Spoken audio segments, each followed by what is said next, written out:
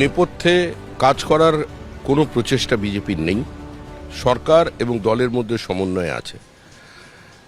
মানুষ আমাদের ওপরে ভরসা রেখেছেন।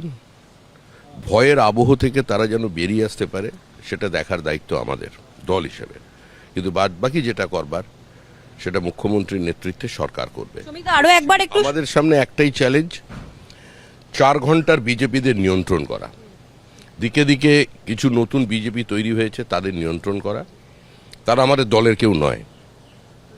বিজেপিতে এখন কোনো যোগদান নেই।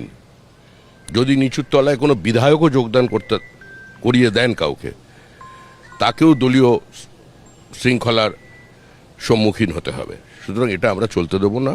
আর দ্বিতীয় জিনিস, আমাদের সামনে একটাই চ্যালেঞ্জ, যেটা যেন পশ্চিমবঙ্গ রাজ্য সরকার হয়, বিজেপি সরকার না হয়ে যায়। পুলিশ প্রশাসন রদবদল এত কিছু হয়েছে, এত কর্মী আপনাদের মারা গিয়েছিল, তারাই আবার এখন ঘুরে ফিরে আসছেন, বিভিন্ন কিছু বলছেন এবং তৃণমূল থেকে বিজেপিতে দাবি করছেন যে তারা সকলে বিজেপি হয়ে গেছে। কে দাবি করলেই বিজেপি হওয়া যায় না, সেটা কিছুদিন পরেই বুঝতে পারবেন মানুষ।